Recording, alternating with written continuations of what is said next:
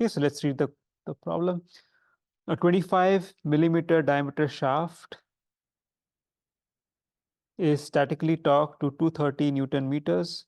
It's made of cast 195 T6 aluminum with a yield strength of in tension of 160 MPa and yield strength in compression of 170 MPa.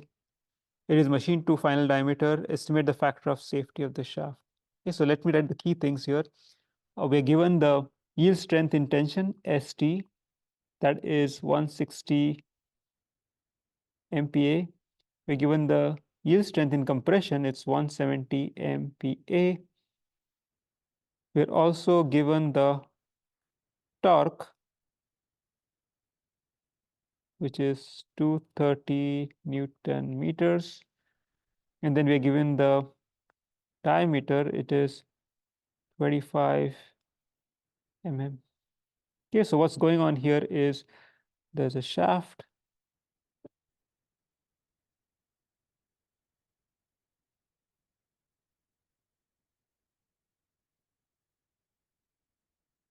Subjected to a torque. It's probably fixed.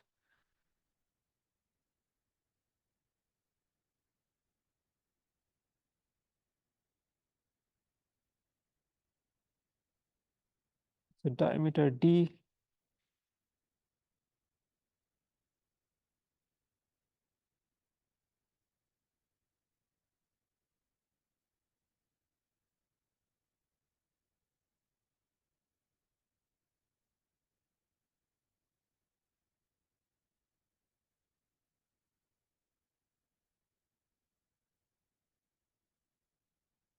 Okay.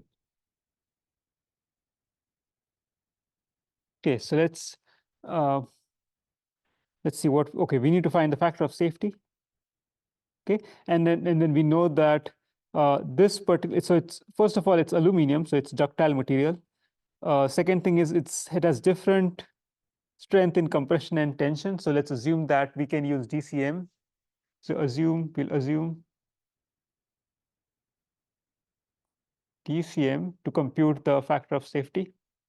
So by DCM, sigma 1 divided by ST minus sigma 3 divided by SC equals 1 divided by N. So let's see. So ST is given, SC is given, factor of safety is unknown. We need to compute sigma 1, sigma 3, and then once we have sigma 1, sigma 3, N is straightforward. So let's try to compute sigma 1 and sigma 3.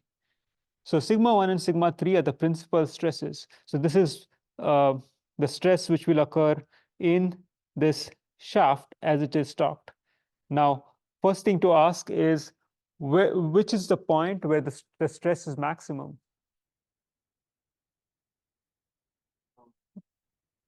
Is it in the center? Is it away from the center? Forget the principal stress, sigma 1. What about the shear stress?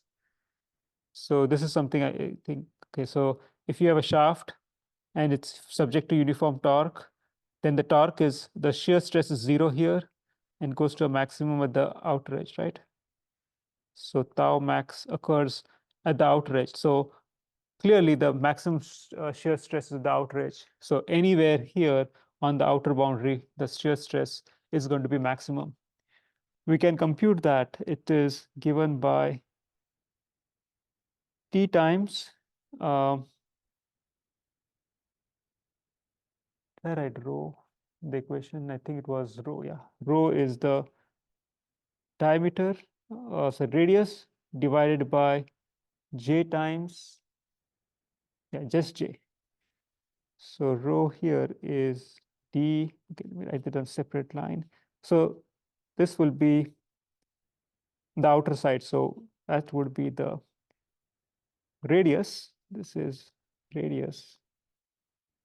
This is the polar moment of inertia. Okay, you'll be given the polar moment of inertia, or you can refer to a table. I think it's table A15. the polar moment of inertia for a shaft is pi t raised to 4 divided by 32.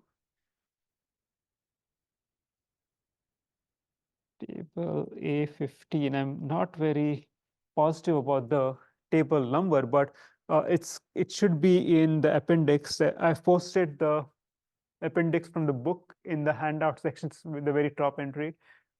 Please save that. It'll be useful.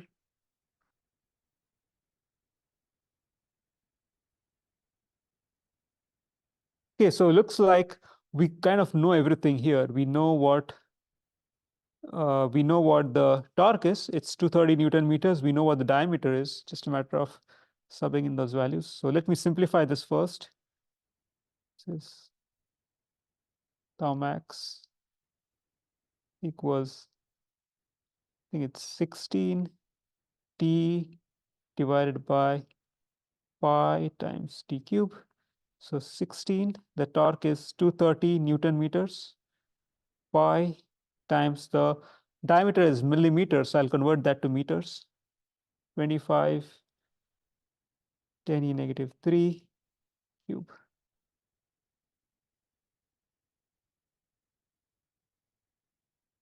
So tau max is, so if you do the math, you get 75 megapascals.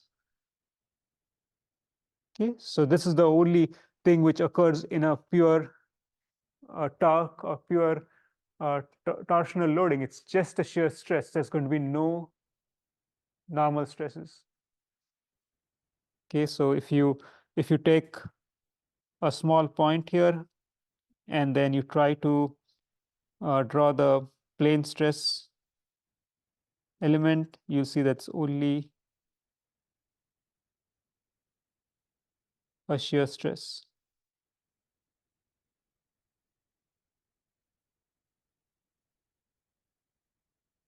Okay, so once you've drawn a 2D stress element, computing sigma 1 and sigma 3 is probably very straightforward, right? Because you know how to do that. So the first thing is somehow to get to this point of drawing this with the right shear stress. And this, I'm going to show you, this thing is basically some point on this. So it is basically an element like this. It's on the outer surface because the outer surface has a maximum stress. So it doesn't matter where you choose it to be because any point on the outer surface will have the same maximum stress. So this is basically this stress element. And the last part is now to figure out sigma 1, sigma 3. I've actually done that for you earlier, but I'll repeat what I did. You could interpret, one way of doing this problem is to go back and think of this as a plane stress scenario and use this equation. But we can also do this thing where we drew the Mohr circle. So let's do that. That's probably a better way to do it. So let's draw the Mohr circle for this case.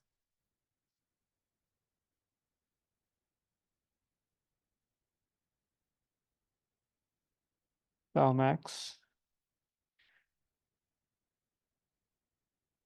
Okay, so pure shear stress is actually kind of straightforward to draw. This will be tau max, the negative sign. If this is phase A, this is phase B, then counterclockwise shear stress would be this phase, and clockwise shear stress, which is this one, would be this one. So it will be positive. So anything which is counterclockwise on the plane stress element is negative, and clockwise on the plane stress element is positive. So once you have 2 points, this is basically the diameter. So just draw the circle. This is sigma 1. It's clearly tau max, it's the radius. And this is going to be sigma 3, which is minus tau max. And remember that sigma 2 is 0, right? Because that's the plane stress element has one stress always equal to 0.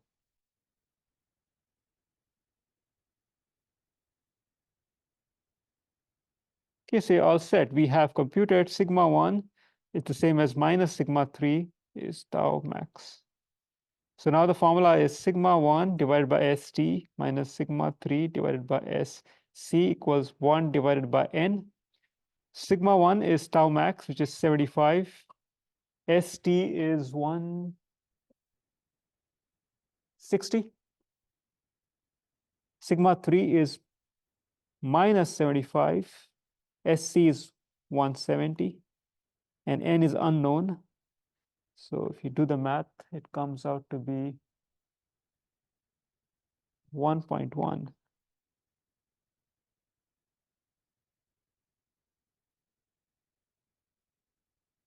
Okay, which is not a terribly good factor of safety. It's kind of low. The lowest is 1, right? Which is not really a factor of safety. It's just saying that it's going to fail in whatever this sigma SC and ST is. You should never get a factor of safety less than 1. Then it's not considered a factor of safety. So 1.1, a low factor of safety, is usually used in aircrafts or anything which is moving, because the bigger the factor of safety, the more beefier your design is, thicker diameters, more mass, you need to burn the fuel to carry it.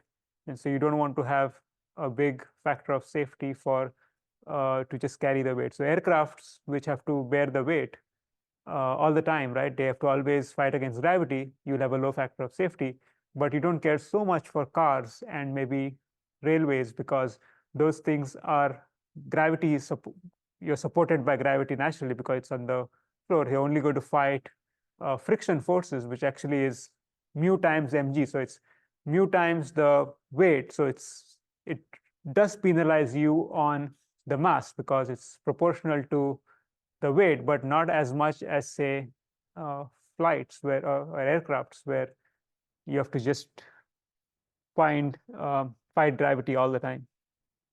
Anything which flies will have to worry about weight. So low factor of safety is good. Okay, the last thing I wanted to say before we move on to some problems which will help you in your homework is we have some theories, but where do these theories come from? Okay, so I should have perhaps shown this lot back. So when people came up with these theories, they did not just imagine them. They first looked at experimental data, which I'm going to show you in the end, this one. And then from these theories, you can then ask yourself, does this theory explain this results which you observe? So what I'm showing you here is experimental evidence for these theories of failure. So there are a bunch of materials here which are listed here. These were subjected to tests. The simplest test being you take the element, and you manufacture a shaft. You apply a load typically in tension.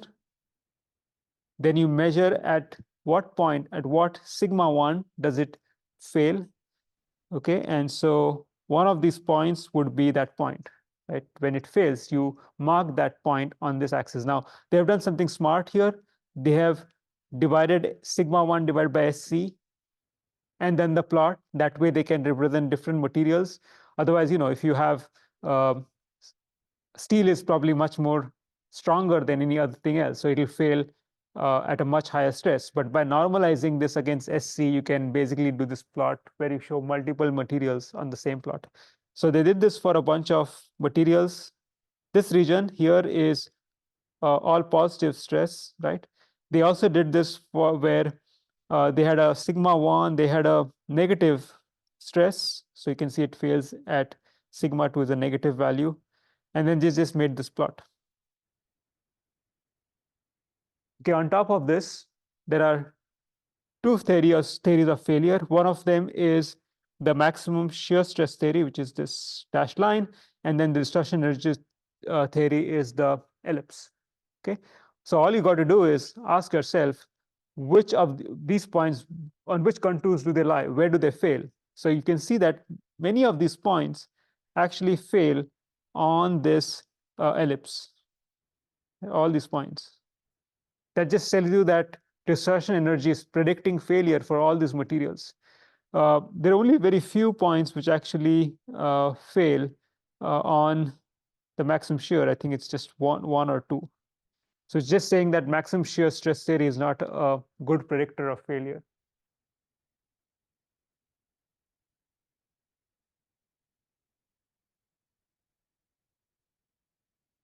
Okay, so which theory would you use? Probably distortion energy theory, because the empirical evidence is favoring that theory over MSS, or maximum shear stress theory. But remember that irrespective of which theory you use, you are going to design things conservatively. So either you will have, if you use maximum shear stress theory, you will have a design which will always be in this region, right? Because of factor of safety. Or if you want, you can also do the same thing with the ellipse. Factor of safety will give you a smaller ellipse, and so failure will be confined to that. Well, that is, you'll say that the stress is always going to be confined to that smaller ellipse, so you'll never really hit that limit, and so your design is considered safe. But sometimes you need to push the envelope, right? For example, aerospace structures, you need to push the envelope, right? So your factor of safeties are going to be very small, very close to one. Usually, I think it's between 1 and 2 is what you would expect.